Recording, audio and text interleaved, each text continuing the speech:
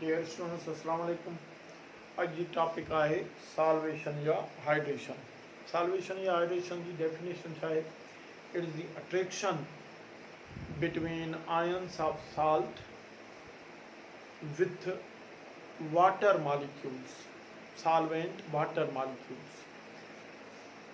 Salt जे ions जी water molecule सां अट्रैक्शन जो नालो साल्वेशन या हाइड्रेशन आहे विदाउट केमिकल रिएक्शन। इन जे विच में रिएक्शन न थींदो। यादि करे छॾियो ही जनरली प्रोसेस साल्वेशन आहे। पर जेकॾहिं तव्हां सॉल्वेंट वाटर मॉलिक्यूल्स खणो था त पोइ असां हिन सॉल्वेशन खे हाइड्रेशन सॾींदासीं। जीअं ॾिसो असां सॾींदा आहियूं कोरोजन ऑफ मेटल्स, पर जॾहिं इहा कोरोजन ऑफ आयरन हूंदी आहे त उनखे असां टिपिकल नालो रस्ट जो ॾींदा आहियूं। त बिल्कुलु अहिड़े नमूने सां सोल्यूट जे आयन्स ऐं सॉल्वेंट मॉलिक्यूल जे विच में अट्रैक्शन खे असां सॉल्वेशन सॾींदा आहियूं। पर जॾहिं हिते सॉल्वेंट वाटर खणंदासीं त पोइ इन सॉल्वेशन जो नालो हाइड्रेशन होंदो आहे। सॉल्वेशन या हाइड्रेशन इन सेंस में सेम थिंग आहे। So attraction between ions of salt with solvent water molecules without chemical reaction, ही शइ लाज़मी ज़हन में रखो। हिते केमिकल रिएक्शन न थींदो। ॾिसो असां NaCl साल्ट खे डिज़ोल्व कयूं था वाटर में त छा थींदो, हिते NaCl साल्ट आयोनाइज थींदो, पंहिंजे पॉजिटिव नेगेटिव आयन्स में आयोनाइज थींदो। हाणे तव्हांखे ख़बर आहे त वाटर ख़ुदि डाइपोलर आहे, पोलर सॉल्वेंट आहे। उनजा मॉलिक्यूल जा नेगेटिव पोल्स आयन साल्ट जे पॉजिटिव आयन खे अट्रैक्शन कंदा छोधारी, ऐं साल्ट जे नेगेटिव आयन सां वाटर जा पॉजिटिव पोल अट्रैक्ट थींदा। पहिरीं माना ही आयन डाइपोल अट्रैक्शन आहे। ही छा आहे? आयन डाइपोल अट्रैक्शन। त ही भी फिजिकल बॉन्ड आहे, ही भी इंटरमॉलिक्यूलर फोर्स जो ही हिकिड़ो क़िस्म आहे। आयन डाइपोल अट्रैक्टिव फोर्सिस थींदी। ठीकु, हाणे यादि करे छॾियो ही हाइड्रेशन जेको आहे एक्सोथर्मिक आहे, छाकाणि त हिते अट्रैक्शन पैदा थी थिए, attractive forces between poles opposite poles of water ऐं आयन्स ऑफ सॉल्ट जे विच में अट्रैक्शन आहे। त उन जे करे हितां energy releases, this is release of energy. हिते energy, amount of energy releases. Okay, तेरी माना त ही छा आहे? एक्सोथर्मिक प्रोसेस आहे। जेकॾहिं एनर्जी चेंज जे बुनियाद ते ॻाल्हायूं त हाइड्रेशन या सॉल्वेशन एक्सोथर्मिक आहे। एनर्जी रिलीज थींदी from system to surrounding. Okay, अच्छा, एनर्जी रिलीज थिए थी, अमाउंट ऑफ एनर्जी रिलीज खे असां छा सॾींदा आहियूं? Heat of hydration. यादि करे छॾियो वाटर जे करे हाइड्रेशन त हीट ऑफ सॉल्वेशन, या असां हिनखे सॾींदासीं हाइड्रेशन एनर्जी। सॉल्वेशन एनर्जी भी चई सघूं था, हाइड्रेशन एनर्जी, या असां हिनखे चऊंसि हाइड्रेशन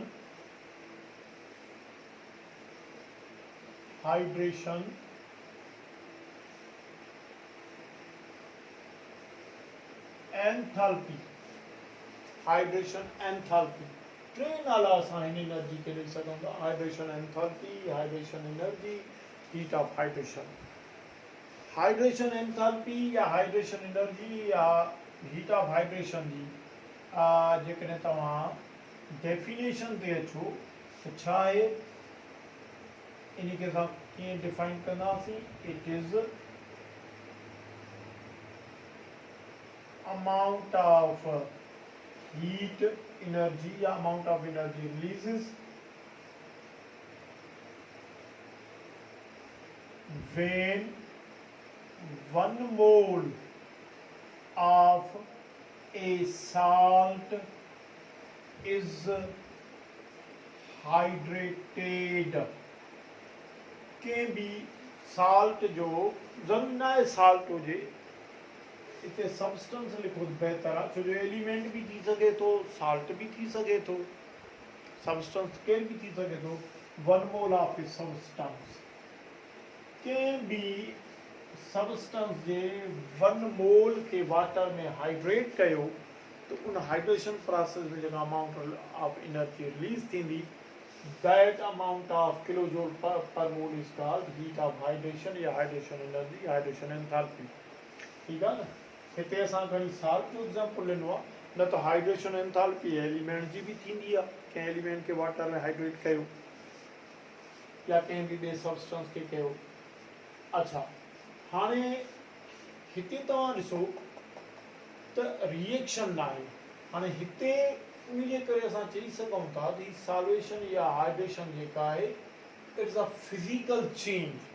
जेकॾहिं केमिकल रिएक्शन न आहे विदाउट केमिकल रिएक्शन कीअं ख़बर पवे केमिकल रिएक्शन नथो थिए उनजो मेन कारण ही आहे विदाउट चेंज इन पीएच। यादि करे छॾियो जेकॾहिं को बि सब्सटेंस को बि साल्ट सपोज कयो वाटर में हाइड्रेट थिए थो त असांखे कीअं ख़बर पवंदी छो जो साल्ट त डिज़ॉल्व थी वेंदो वाटर में और डिज़ॉल्व थियण में असांखे कीअं ख़बर पवंदी त रिएक्शन कोन थो थिए उनजो मेन असां वटि हवालो हूंदो change in pH of solution.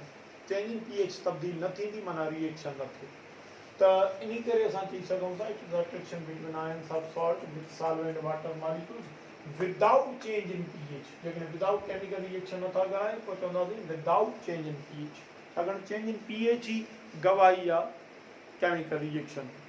ठीकु आहे। अच्छा हाणे यादि करे छॾियो हिते ही हाइड्रेशन प्रोसेस थियो हिते जेके नंबर ऑफ वाटर मॉलिक्यूल्स आहिनि उहे इनडेफिनिट आहिनि। Indefinite number of water molecules आहिनि बेहिसाब जंहिंजो कोई हिसाब कोन्हे डेफिनिट अमाउंट कोन्हे।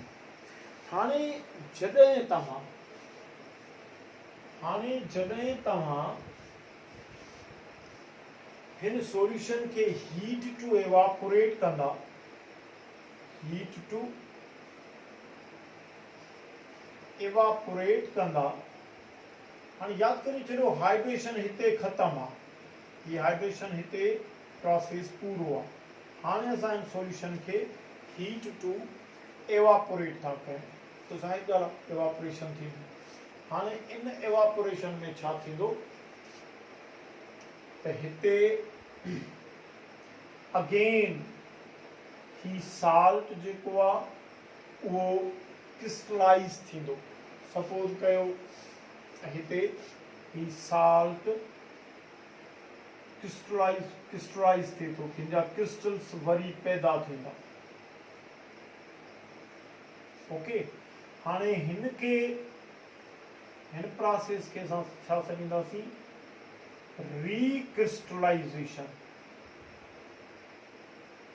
क्रिस्टलाइजेशन न पर रीक्रिस्टलाइजेशन।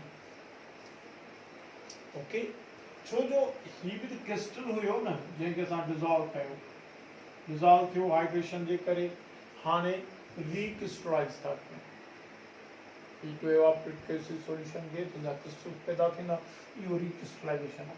हाणे थोरो गौर कजो हिते हाइड्रेशन में इनडेफिनिट वाटर मॉलिक्यूल्स हाइड्रेशन में अचनि था आयन्स ऑफ साल्ट सां पर हिते छा हूंदो definite number of water molecules हूंदा। हाणे ही जेको क्रिस्टलेटाइज में डेफिनिट नंबर या precise number of water molecules associated आहे हिन प्रिसाइज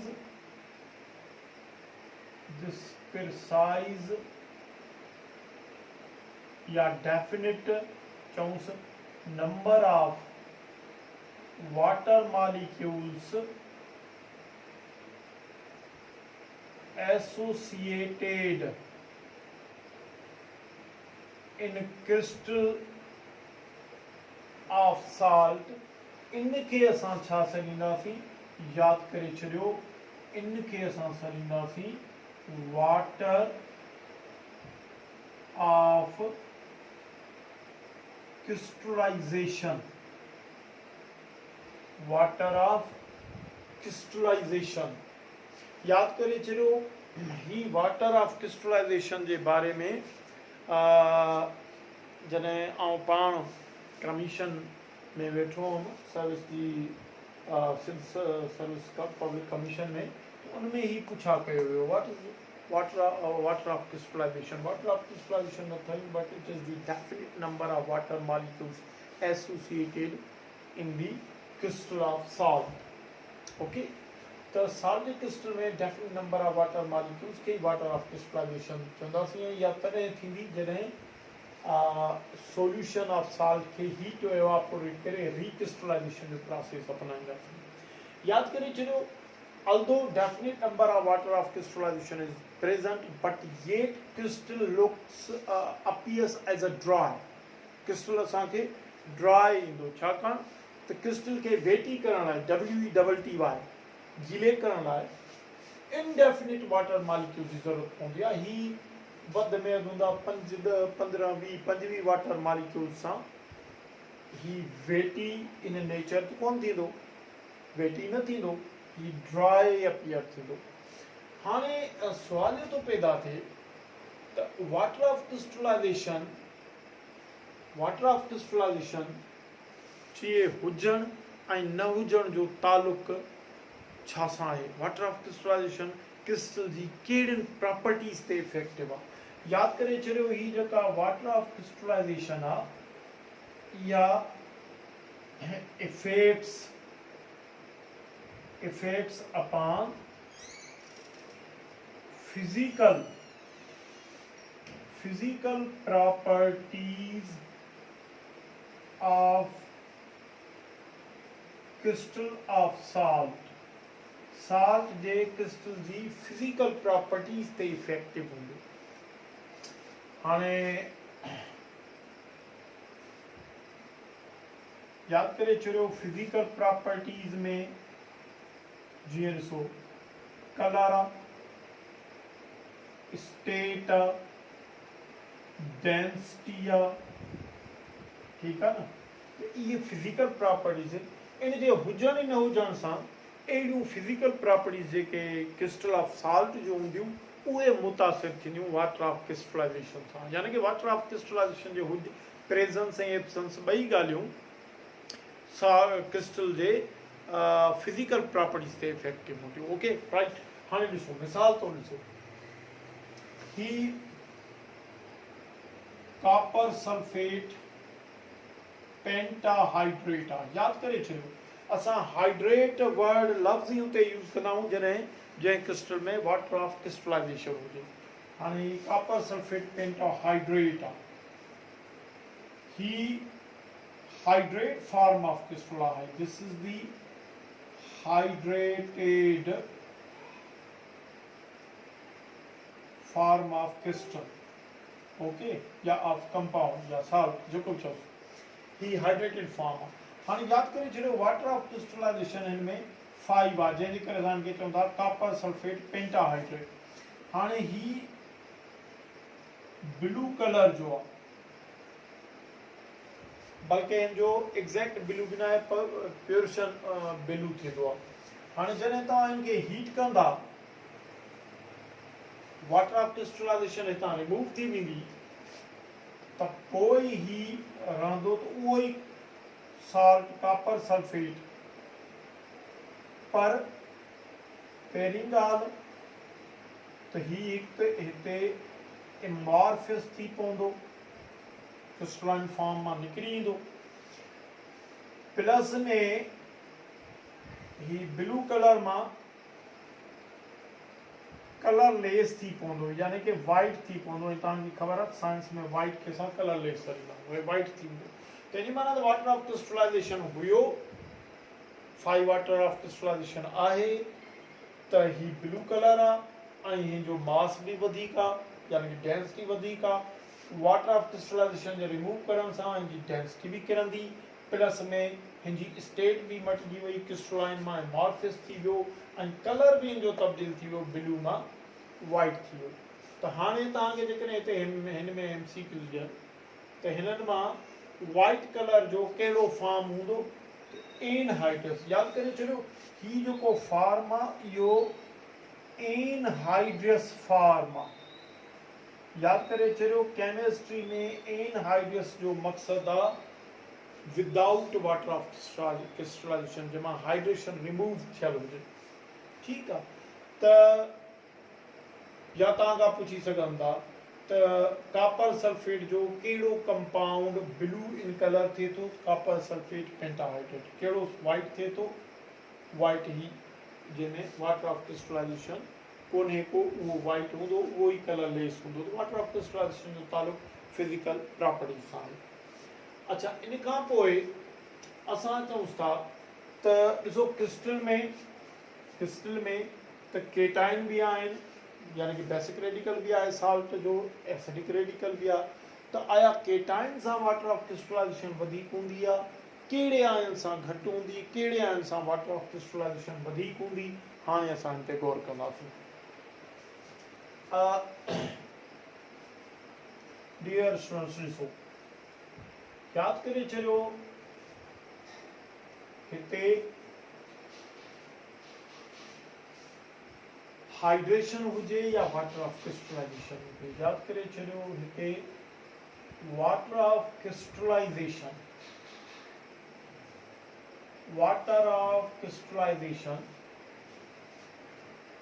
जो तालुक़ु जेको आहे उहो साइज ऑफ आयन जी साइज सां उबतो आहे। जेतिरी साइज वधंदी आयन जी, ओतिरी वाटर ऑफ क्रिस्टलाइजेशन घटि भी, जेतिरी आयन जी साइज घटि भी, ओतिरी वाटर ऑफ क्रिस्टलाइजेशन वधंदी। प्लस में ॿियो फैक्टर यादि करे छॾियो, उहो इहो आहे त वाटर ऑफ क्रिस्टलाइजेशन जो ताल्लुक़ न्यूक्लियर चार्ज मैग्नीट्यूड ऑफ आयन सां बराह रास्त आहे। यानी कि पॉजिटिव चार्ज जो जेतिरो मैग्नीट्यूड वधीक हूंदो, फर्ज़ कयो हिकिड़ो मोनोवेलेंट पॉजिटिव आयन आहे, ॿियो डाइवेलेंट पॉजिटिव आयन आहे, त न्यूक्लियर चार्ज मैग्नीट्यूड डाइवेलेंट ते वधीक थींदो। त जेतिरो न्यूक्लियर चार्ज मैग्नीट्यूड ऑफ आयन वधंदो, यादि करे छॾियो, ओतिरो ई वाटर ऑफ क्रिस्टलाइजेशन वधंदी। ऐं जेतिरी साइज ऑफ आयन खे घटाईंदव, ओतिरी वाटर ऑफ क्रिस्टलाइजेशन जेका आहे सा वधंदी। ठीकु आहे, हाणे मिसाल तौरु ॾिसो, तव्हांखे हिते MCQs ॾिए थो, विच इज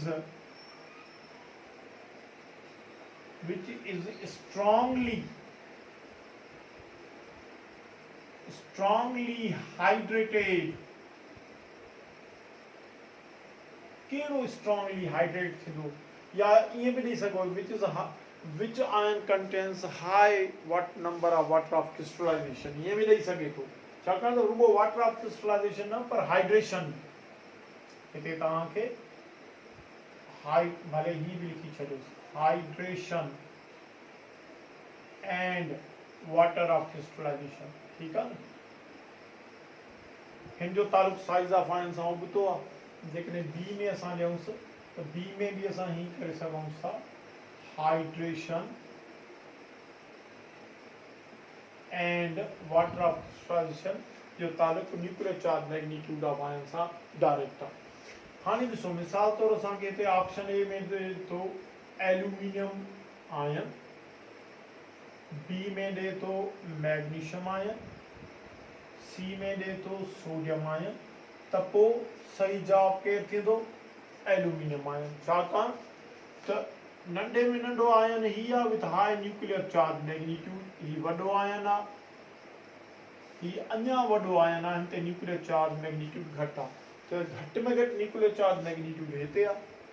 साइज़ आयन जी घणे में घणी हिते आहे जंहिंजे करे ही लीस्ट हाइड्रेट थींदो इन्हनि टिनी में ऐं ही स्ट्रॉन्गली हाइड्रेट केरु थींदो एल्यूमिनियम आयन वाटर ऑफ क्रिस्टलाइजेशन भी एल्यूमिनियम आयन जी मैग्नीशियम आयन ऐं सोडियम आयन खां वधीक थींदी पर जेकॾहिं ॾिसो हिते डी में असां ॾियूंसि ऑक्साइड आयन तो तमामु वॾी साइज़ हिते आहे हिते त न्यूक्लियर चार्ज मैग्नीट्यूड कोन्हे बल्कि इलेक्ट्रॉनिक चार्ज मैग्नीट्यूड वधीक आहे त जेतिरी इलेक्ट्रॉनिक चार्ज मैग्नीट्यूड वधाईंदव ऐं साइज़ वधाईंदव तो ओतिरी वाटर ऑफ क्रिस्टलाइजेशन या हाइड्रेशन किरंदी त हिननि मां तव्हांखे एमसीक्यूज़ ईअं ॾींदो कहिड़ो आयन स्ट्रॉन्गली हाइड्रेट थींदो कहिड़ो आयन लीस्ट हाइड्रेशन में वेंदो कहिड़े आयन जी घटि में घटि हाइड्रेशन थींदी या वाटर ऑफ क्रिस्टलाइजेशन कहिड़ो आयन घटि में घटि रखे थो हाणे मिसाल तौरु ॾिसो हिते कापर क्लोराइड आहे टेट्राहाइड्रेट आहे यादि करे छॾियो नेगेटिव आयन जी भेट में त पॉजिटिव आयन सां वाटर ऑफ क्रिस्टलाइजेशन तमामु घणी थींदी आहे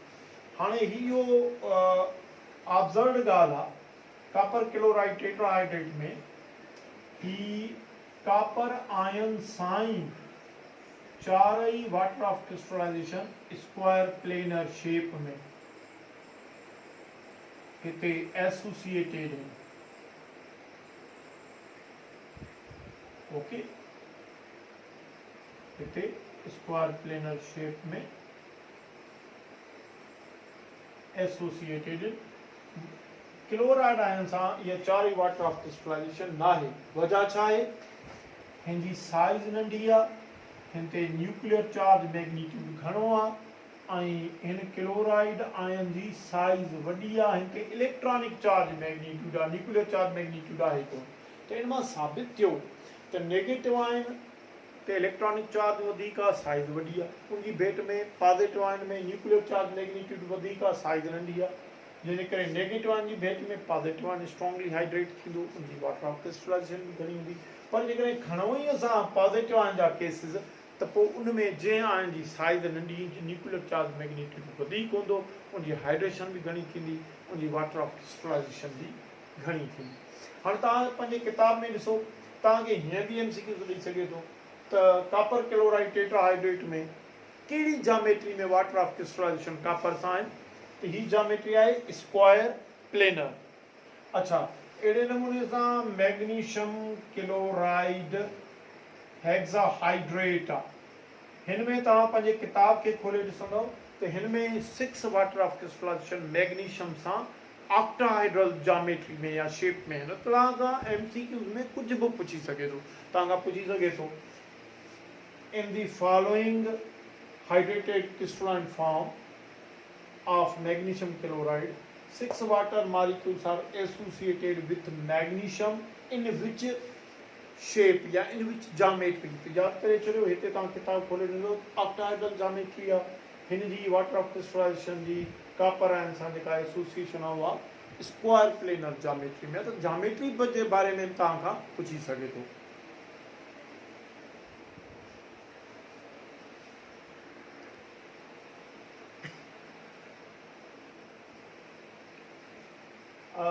डियर स्टूडेंट्स हिन महिल जी टॉपिक आहे असांजी सॉल्वोलाइसिस या hydrolysis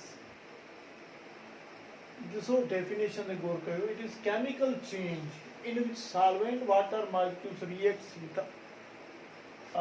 with ions of solute यानी कि साल्ट सोल्यूट जे आयन सां रिएक्शन न करण हाइड्रेशन सोल्यूट जे आयन सां रिएक्ट करे विझण हाइड्रोलाइसिस याद करे चलो रिएक्शन करण केमिकल चेंज आ रिएक्शन न करण फिजिकल चेंज आ हाने हाइड्रेशन छा है सोल्यूट जे आयन सां वाटर रिएक्ट नथो करे फिजिकल चेंज आ सोल्यूट जे आयन सां वाटर रिएक्ट करे केमिकल चेंज आ आई याद करे चलो तो वाटर के रिएक्ट करण लाए पहिरियां खुद वाटर के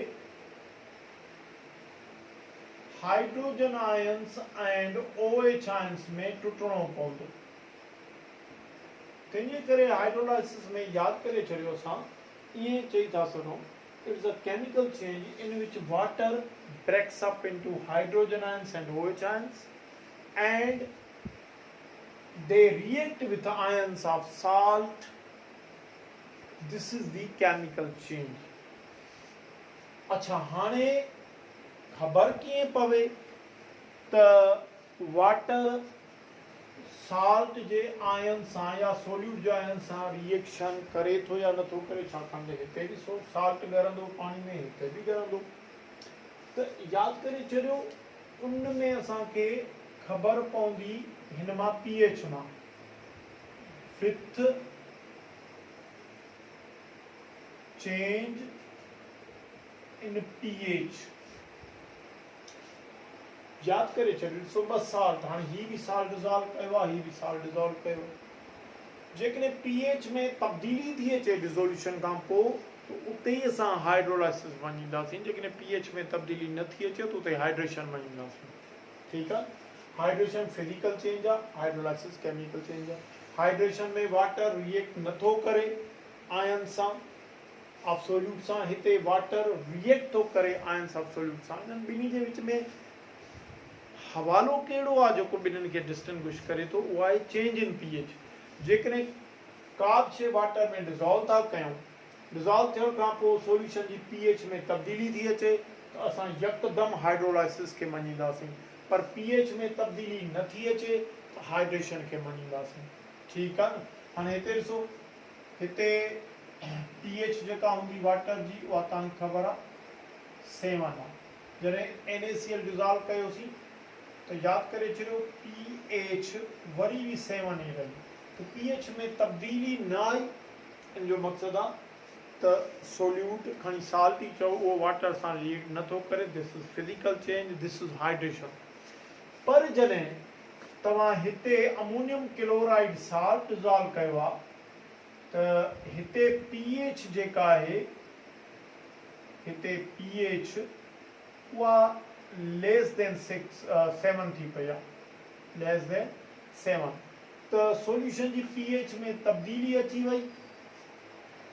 असां हिते भी साल्ट डिज़ोल्व कयो आहे, हिते भी, पर हिते असां सोल्यूशन में जी pH तब्दील थियण सां असांखे हाइड्रोलाइसिस जूं ॻाल्हियूं मञींदासीं। ठीकु आहे। pH छो थी तब्दील थिए हिते बाद में सोचूं था। हाणे हिते ॾिसो, ही सोडियम कार्बोनेट, ही भी साल्ट आहे, हिन खे भी वाटर में डिज़ोल्व कयो त हिते भी pH में तब्दीली ईंदी, pH कारे वेंदी, pH ग्रेटर देन 7 थी पवंदी। तो याद करे चलो, का भी शइ पानी में डिज़ोल्व कयो था, डिज़ोल्यूशन का पोइ सोल्यूशन जी pH खे ॾिसो, pH साॻो ई 7 ते आहे त तव्हां हाइड्रेशन खे मञींदो। पर pH 7 खां हेठि किरे थी या मथे चढ़े थी त उते तव्हां हाइड्रोलाइसिस मञींदो। त इहो ई फ़र्क़ु आहे। हिते छा थींदो, हीअ सॉल्वेशन जेका आहे it is a physical change आहे, ही फिजिकल चेंज आहे विदाउट pH चेंज आहे। हिते pH तब्दील नथी थिए जंहिंजे करे असां फिजिकल चेंज मञूं था। हिते विथ चेंज इन pH आहे जंहिंजे करे असां इनखे केमिकल चेंज मञूं था। ठीकु आहे न। त का भी शइ पानी में डिज़ोल्व कयो, चेंज इन pH ही हाइड्रेशन ऐं हाइड्रोलाइसिस के डिस्टिंग्विश कराए। हाणे सपोज कयो तव्हांखे MCQ थो ॾे, if a salt Y dissolved into water goes into water, the resultant solution has change in pH, that means it is physical change या chemical change? Definitely chemical change. It is hydration या hydrolysis? Hydrolysis आहे। ठीकु आहे। हाणे हिते pH घटि छो थी थिए, यादि करे छॾियो हिकिड़ी ॻाल्हि, जॾहिं भी आयन्स ऑफ सोल्यूट सां वाटर रिएक्ट कंदो आहे त पोइ हाइड्रोलाइसिस जे करे सोल्यूशन न्यूट्रल न रही सघंदो, या त एसिडिक थींदो या त बेसिक थींदो। हाणे pH जेकॾहिं 7 खां घटि थी थिए त ही एसिडिक सोल्यूशन आहे। ओके। pH 7 खां मथे थी थिए त हिनखे असां बेसिक सोल्यूशन मञींदासीं। एसिडिक या बेसिक कैरेक्टर ते असां ईअं बयान था करे सघूं, if a substance goes into water, the resultant solution turns as a basic solution, that is hydrolysis. या resultant solution becomes acidic solution, यानी hydrolysis resultant solution becomes neutral hydration, इते हाइड्रेशन थी ही न्यूट्रल सॉल्यूशन। ओके, तो जेकॾहिं को बि substance water में डिज़ोल्व था कयो, रिजल्टेंट सॉल्यूशन न्यूट्रल रहे तो पीएच में तब्दीली न थी अचे, सभई ॻाल्हियूं हाइड्रेशन जूं वञणियूं पवंदियूं। का बि शइ को बि साल्ट वाटर में डिज़ोल्व कयो था, रिजल्टेंट सॉल्यूशन एसिडिक थिए थो या बेसिक थिए थो, न्यूट्रल नथो रहे।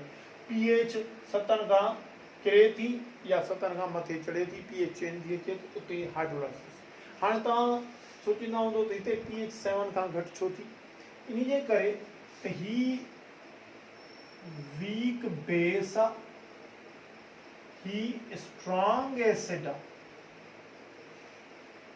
हाँ ज़ाहिर स्ट्रॉन्ग एसिड के वीक बेस न्यूट्रलाइज न करे सघंदो, जिन करे एसिडिक जो एसिडिक कैरेक्टर एसिड जो डोमिनेंट रहंदो, जिन करे पीएच 7 खां हेठि किरंदी।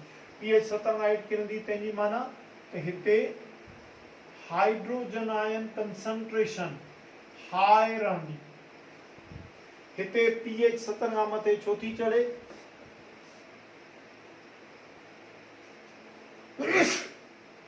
इन जे करे त हिते स्ट्रॉन्ग बेस आहे ऐं हिते वीक एसिड कार्बोनिक एसिड आहे, वीक एसिड आहे। ज़ाहिर आहे जेकॾहिं हिन जी न्यूट्रलाइजेशन करायो त वीक एसिड स्ट्रॉन्ग बेस खे कंप्लीट न्यूट्रलाइज न करे सघंदो, तंहिंजी माना त हिते OH आयन कंसंट्रेशन हाई रहंदो। त हाइड्रोजन आयन ऐं OH आयन कंसंट्रेशन जे बुनियाद ते ही तव्हांखे एमसीक्यू ॾेई सघे, तव्हांखे ॾेई सघे थो, if a salt dissolve into water the resultant solution has high OH ion concentration, it represents that hydrolysis takes place या hydration, hydrolysis physical change या chemical change। if a salt dissolved into water, the resultant solution has high concentration of hydrogen ion, that means option A में it is acidic solution, बिल्कुल सही है। its pH is less than 7, बिल्कुल सही है। it is chemical change, बिल्कुल सही है। D में दे तो it is hydrolysis, बिल्कुल सही है। E में दे all of these, असां all of these के मार्क कंदासीं।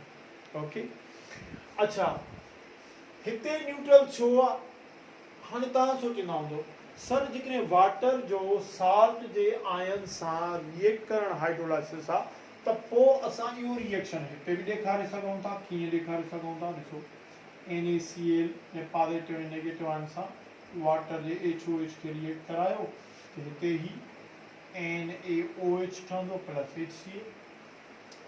पर ॾिसो अगेन मां तव्हांखे चयो त असां हिते इक्वेशन में त रिएक्शन ॾेखारियो आहे, पर ही रिएक्शन आहे कोन, छाकाणि हिते ॾिसो ही स्ट्रॉन्ग बेस आहे, ही स्ट्रॉन्ग एसिड आहे, ॿिन्ही खे कंप्लीट न्यूट्रलाइज करे पीएच खे 7 ते ई बीहारियो, सॉल्यूशन न्यूट्रल ई रहियो। त जेसिताईं पीएच में तब्दीली न थी अचे ओतिरे ताईं असां रिएक्शन न मञींदासीं, छाकाणि त का बि शइ वाटर में डिज़ोल्व कयूं था त असां पंहिंजे अखियुनि सां कोन था ॾिसूं त हिते रिएक्शन थिए थो या नथो थिए। हाणे जेकॾहिं रिएक्शन थिए थो त पीएच में तब्दीली ईंदी, रिएक्शन नथो थिए त पीएच में तब्दीली न थींदी। पीएच में तब्दीली न थी अचे तंहिंजी मन सां ही प्रोसेस मञींदासीं, फिजिकल चेंज मञींदासीं, केमिकल रिएक्शन न मञींदासीं। त सॉल्यूशन जे केस में यादि करे छॾियो, का बि शइ वाटर में डिज़ोल्व कयो, पीएच तब्दील थिए थी त केमिकल चेंज आहे, पीएच तब्दील न थी थिए त फिजिकल चेंज आहे, पीएच चेंज थिए थी त केमिकल रिएक्शन आहे, हाइड्रोलाइसिस आहे, पीएच चेंज न थी थिए त हाइड्रेशन आहे, फिजिकल चेंज आहे। तंहिंजी माना त हाइड्रोलाइसिस ऐं हाइड्रेशन खे हिक ॿिए खां डिफरेंशिएट करण वारी मेन ॻाल्हि चेंज इन पीएच आहे। हाणे ही केमिकल रिएक्शन न आहे। हाणे जेकॾहिं हाइड्रोजन आयन ऐं OH आयन कंसंट्रेशन जे बुनियाद ते असां हिते एक्सप्लेन कयूं त हिते जेतिरी हाइड्रोजन आयन कंसंट्रेशन हूंदी उते ओतिरी ई OH आयन कंसंट्रेशन हूंदी। हाणे जेकॾहिं तव्हांखे MCQs ॾे ॾिसो, हाणे MCQs तव्हांखे हर एंगल खां ॾेई सघे थो। तव्हांखे चवे थो if a salt dissolve into water the पहिरियां pH के बुनियाद तो बनाए the resultant solution have no change in pH, तो पोइ ऑप्शन ए में it is physical change, option B में इट इज हाइड्रेशन। बिल्कुल सही। If a salt dissolve into water the resultant solution has change in pH, तो उते असां छा वेंदासीं? ऑप्शन ए में ॾिठो हाइड्रोलाइसिस, ऑप्शन बी में ॾिठो केमिकल चेंज, ऑप्शन सी में ॾिठो बोथ खे कंदासीं। अच्छा, जेकॾहिं का बि शइ वाटर में डिज़ोल्व थिए थी, hydrogen ion concentration equals the OH ion concentration, त इहो hydration. Hydrogen ion concentration is less than OH ion concentration या hydrogen ion concentration is greater than OH ion concentration, तो पोइ उते हाइड्रोलाइसिस आहे। ठीकु आहे। अच्छा, हाणे साल्ट ते अचो, ॾिसो ही साल्ट आहे, ही बि साल्ट आहे, ही बि साल्ट आहे। अहिड़ो साल्ट जेको वाटर में डिज़ोल्व थिए, सॉल्यूशन के न्यूट्रल बनाए, pH के 7 ते रखे, हाइड्रोजन आयन के OH आयन कंसंट्रेशन जे बराबर करे, अहिड़े साल्ट खे असां सरींदासीं न्यूट्रल साल्ट। तेनी माना त न्यूट्रल साल्ट जॾहिं वाटर में डिज़ोल्व थींदो त हाइड्रेशन ई थींदो। साल्ट के बुनियाद बनाए जेकॾहिं हाइड्रेशन ऐं हाइड्रोलाइसिस के डिफरेंशिएट कयूं, ही भी साल्ट आहे, ही रिजल्टेंट सॉल्यूशन के एसिडिक बनाए थो।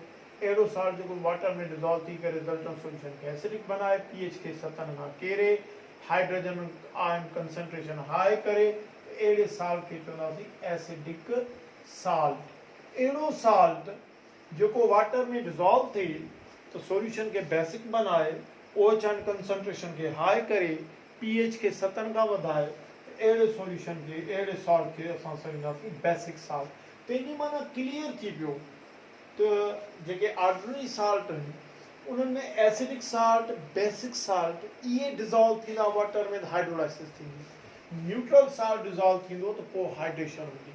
तव्हांखे जेकॾहिं MCQ हुजे if basic salt goes into water, त पोइ ऑप्शन ए में हाइड्रेशन टेक्स प्लेस, बी में hydrolysis takes place. If neutral salt goes into water, dissolve into water, तो हाइड्रेशन थींदी या हाइड्रोलाइसिस? हाइड्रेशन थींदी।